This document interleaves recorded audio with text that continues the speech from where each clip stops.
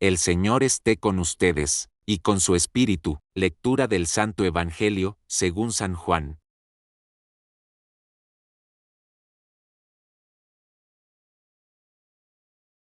Jesús llegó a un pueblo de Samaria llamado Secar, cerca del terreno que Jacob le había dado a su hijo José. Allí estaba el pozo de Jacob. Jesús, cansado del viaje, se sentó junto al pozo. Era cerca del mediodía. Una mujer de Samaria vino a sacar agua. Jesús le dijo: «Dame de beber». Sus discípulos habían ido al pueblo a comprar comida. La samaritana le dijo: «¿Cómo puedes tú, siendo judío, pedirme de beber a mí, que soy samaritana? Porque los judíos no tienen nada en común con los samaritanos». Jesús le respondió: «Si conocieras el don de Dios y quién te dice: dame de beber, tú le habrías pedido a él, y él te habría dado agua viva». La mujer le respondió: «Señor, ni siquiera tienes un cubo, y el agua es profunda. ¿De dónde, pues, puedes sacar esa agua viva? ¿Acaso eres tú mayor que nuestro padre Jacob, quien nos dio esta hermana y bebió de ella él mismo con sus hijos y sus rebaños?» Jesús le respondió: «Todo él que beba de esta agua volverá a tener sed, pero el que beba del agua que yo le daré, no tendrá sed jamás. El agua que yo le daré se convertirá en él en un manantial que salta para vida eterna». La mujer le dijo: «Señor, dame de esa agua para que no tenga sed ni tenga que venir aquí a sacarla». Él le respondió: «Ve, llama a tu marido y vuelve». La mujer le respondió: «No tengo marido». Jesús le respondió: «Tienes razón al decir que no tengo marido. Has tenido 5 maridos, y el que tienes ahora no es tu marido. Lo que has dicho es verdad». La mujer le dijo: «Señor, veo que eres profeta. Nuestros antepasados adoraron en este monte, pero ustedes dicen que el lugar de culto está en Jerusalén». Jesús le dijo: «Créeme, mujer, llega la hora en que adorarán al Padre, ni en este monte ni en Jerusalén. Ustedes adoran lo que no entienden, nosotros adoramos lo que entendemos, porque la salvación viene de los judíos. Pero llega la hora, y ya está aquí, en que los verdaderos adoradores adorarán al Padre en espíritu y en verdad, y el Padre busca a tales personas que lo adoren. Dios es espíritu, y quienes lo adoran deben hacerlo en espíritu y en verdad». La mujer le dijo: «Sé que viene el Mesías, el llamado el Cristo. Cuando venga, nos lo dirá todo». Jesús le respondió: «Soy yo, el que habla contigo». En ese momento, los discípulos regresaron, se asombraron de que hablara con una mujer, pero nadie preguntó: «¿Qué buscan?», ni «¿por qué hablan con ella?». La mujer dejó su cántaro, fue al pueblo y les dijo: «Vengan a ver a un hombre que me ha dicho todo lo que he hecho. ¿Será él el Cristo?». Salieron del pueblo y fueron a verlo. Mientras tanto, los discípulos le insistían: «No, Rabí, come». Pero él les respondió: «Tengo una comida que comer que ustedes no conocen». Entonces los discípulos se decían unos a otros: «¿Podría alguien haberle traído algo de comer?». Jesús les respondió: «Mi comida es hacer la voluntad del que me envió y terminar su obra». ¿No dicen ustedes: «Dentro de 4 meses estará la cosecha»? Les digo: levanten la vista y vean los campos listos para la cosecha. El segador ya está recibiendo su paga y recogiendo los frutos para la vida eterna, para que el segador y el segador se regocijen juntos, porque aquí se cumple el dicho de que uno cosecha y otro ciega. Yo los envié a ustedes a cosechar lo que ustedes no han trabajado, otros han trabajado y ustedes comparten los frutos de su trabajo. Muchos de los samaritanos de ese pueblo comenzaron a creer en él. Por la palabra de la mujer que testificó, me dijo todo lo que he hecho.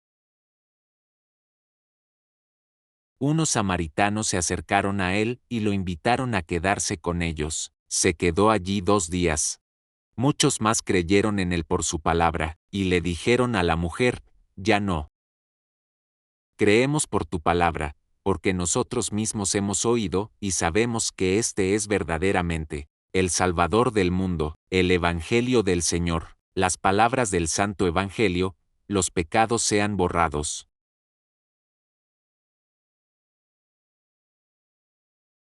Para comprender verdaderamente la importancia de la historia de la samaritana junto al pozo, es necesario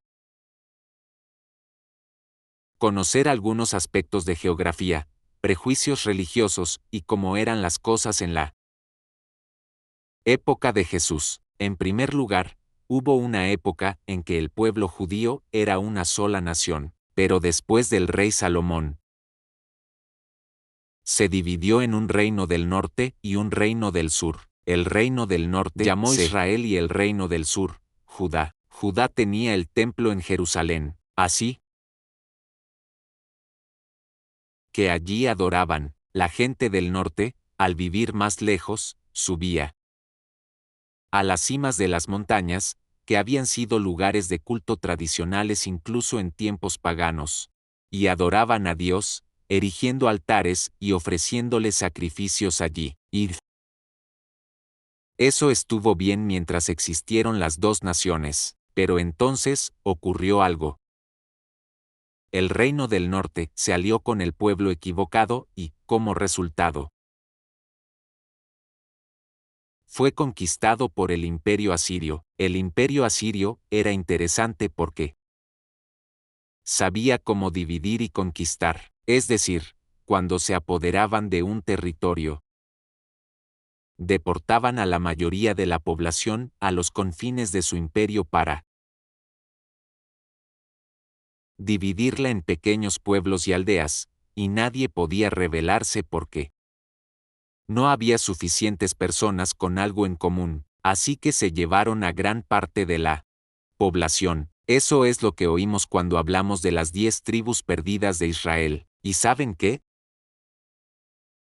Probablemente fueron reasentadas en Irak y Afganistán. Así que esas personas con las que hemos tenido tantas dificultades, básicamente eran probablemente personas que alguna vez tuvieron ascendencia judía, así que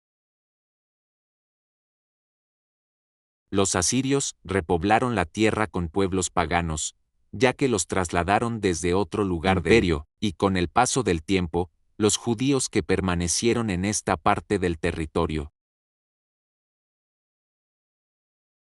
se casaron con los pueblos paganos y, según la interpretación judía, ahora eran personas impuras. Las personas impuras eran peores que los paganos. Por eso, los judíos los rechazaban. De hecho, había tal antipatía que se produjeron actos de violencia entre samaritanos contra judíos y judíos contra samaritanos. Consiguieron que Alejandro Magno construyera su propio templo en el monte Garacine. Así que, para la época de Jesús, la situación se había agravado bastante. En la época de Jesús, ya no eran ahora dos eran tres, Galilea al norte, donde estaba Nazaret, Samaria, la tierra de los samaritanos, y Judá, y existía tanta antipatía que, al querer ir de Galilea a Judá, no se iba directamente, se cruzaba el río Jordán por Transjordania y luego se volvía a Judá. De ese modo, se añadían 3 o 4 días al viaje. Así de profundo era el odio que sentían estas personas entre sí, y el contexto de esta historia, y hay algunas cosas muy inusuales en ella.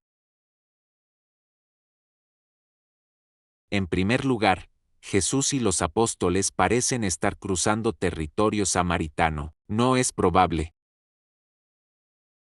La cuestión es que esto habría sido algo extraordinario en sí mismo. En segundo lugar,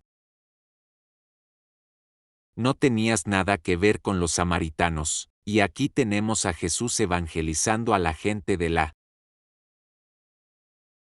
comunidad samaritana de Secar y alojándose en sus casas con ellos, comiendo con ellos, y como judío. No comías con personas diferentes a las tuyas, no comías con pecadores, no comías con paganos, ciertamente no comías con samaritanos, y aquí tenemos la situación. Jesús y los apóstoles llegan al pozo en C y varias cosas son muy inusuales. Esta mujer había venido a buscar agua al mediodía. Las mujeres no iban a los pozos al mediodía, iban al pozo por la mañana a buscar agua para poder preparar el desayuno y prepararse para la comida principal del día al mediodía, y luego volvían por la noche para tener el agua que necesitaban para la cena y la noche. Así que las mujeres siempre venían en grupo para chismear, hablar y hacer todo lo que les gustaba. Esta mujer venía sola porque había sido excluida por las demás mujeres de la comunidad, y hay una razón muy clara para eso. Jesús le pidió, ve a buscar a tu marido, y le dijo, has tenido 5 maridos y ahora vives con alguien que ni siquiera es tu marido. Era una mujer pecadora, llevaba un estilo de vida ajeno, incluso a la religiosidad de los samaritanos. Los hombres no hablaban con las mujeres se quedaban en casa, su vida era doméstica. Cuidaban de sus hijos, cuidaban de la casa, preparaban las comidas, lavaban la ropa y cosas así, y cuando salían de casa, siempre debían estar acompañadas por un pariente masculino. Podría ser tu hermano, tu padre o tu tío, y cuando te casas, lo hacían con tu marido, incluso para ir al mercado, no necesariamente iban, los hombres iban a hacer la compra. Y quizás llevaban a sus mujeres con ellos por alguna razón. Así que, esta es una situación realmente extraña. Primero, es samaritana. Segundo, es una mujer pecadora. Y tercero, es mujer. Los hombres no hablaban con las mujeres. Aquí Jesús tiene una larga conversación con ella sobre darle agua viva. Esto hace que esta situación sea muy curiosa. Sabemos que el Evangelio de Juan, el último evangelio escrito, probablemente se escribió en el siglo II, al norte del país que hoy llamamos Turquía, así que puede que no conocieran todas las costumbres judías en ese momento y que hayan exagerado la historia. Eso es aparte. Lo más importante es que aquí tenemos a Jesús haciendo algo que siempre hace. Jesús siempre es inclusivo, nunca excluye, nunca descarta a nadie. Si fueras judío y esa persona fuera pecadora, o cooperara con el gobierno romano o algo similar, nunca la invitarías a tu casa, ni siquiera compartirías un pedazo de pan con ella. Porque era pecadora, y, sin embargo, aquí está Jesús. Está abrazando básicamente toda una cultura ajena a la judía, está tratando con una mujer, una pecadora pública, así que Jesús no la ha descartado, y esa es la maravilla de Dios, que Dios nunca escribe Vivimos en un mundo lleno de prejuicios. En este país, estamos atravesando un periodo particularmente perjudicial. Prejuicios contra las personas que cruzan la frontera ilegalmente. Prejuicios contra las personas ser de otro país. Prejuicios contra las personas por tener una religión diferente. Las personas por hablar un idioma diferente. Hay muchas razones por las que tenemos prejuicios y juicios sobre las personas en la sociedad actual, y la cuestión es que así es. Podemos fingir que no es así, pero simplemente no es cierto, y esto es lo que me encanta de la iglesia, porque cuando cruzas esas puertas, a Dios no le importa el color de tu piel, no le importa cuál sea tu lengua materna. No le importa si tienes documentos para venir a este país o no, a Él no le importa nada, e incluso si eres pecador, te da la bienvenida, y así todos somos iguales en la casa de Dios, y qué maravilla, porque vivimos en un mundo, siempre hemos vivido, en un mundo donde la gente ha separado y categorizado a las personas. Básicamente, encasillamos a las personas por su nivel educativo, las encasillamos por donde viven. ¿Y en qué barrio? Las encasillamos por su trabajo. Las encasillamos por si son pobres o ricos. Hacemos tantas cosas diferentes. Pero cuando entramos por la puerta de la iglesia, todo eso es irrelevante, y no es solo cuando entramos por la puerta de la iglesia, eso es lo que me encanta de la iglesia, pero también es que todos estamos llamados a tener esa misma comprensión y esa misma actitud, no solo aquí, sino también cuando salimos de la iglesia, así que se supone que debemos vivir ese mismo tipo de inclusión que Jesús tiene para las personas, y no siempre es fácil, pero eso es lo que debemos esforzarnos por lograr. Necesitamos esforzarnos por imitar a Cristo, y si podemos empezar alto, si hacemos eso aunque sea un poquito más, entonces estaremos siguiendo los pasos de Jesús, y ese es el desafío de ser un pueblo acogedor. Un pueblo que se preocupa por cada persona. Es muy fácil decir, bueno, construí una cerca alrededor de mi propiedad y me importa lo que pasa allí, pero allá afuera, ¿a quién le importa? No, nada. En la religión no hay cercas, no hay exclusiones, estamos llamados a amar a quienes no merecen amor. Estamos llamados a amar a quienes no comparten nuestro sentido de moralidad y ética. Estamos llamados a amar a quienes tienen ideas muy diferentes a las nuestras. Y, sin embargo, eso es lo que significa imitar a Cristo. Ahora bien, si alguien comete un delito, lo encarcelamos. Eso es lo que se hace. Si alguien vive una vida inmoral, puede que no queramos ir a su casa a cenar, o puede que no queramos invitarlo a la nuestra.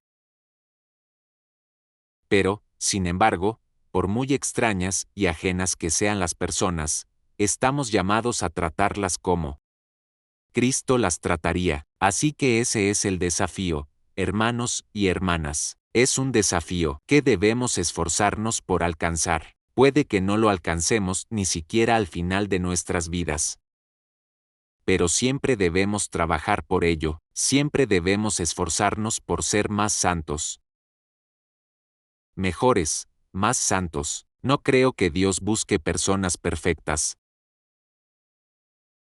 Creo que busca personas que se esfuercen, creo que busca personas que se esfuercen al máximo.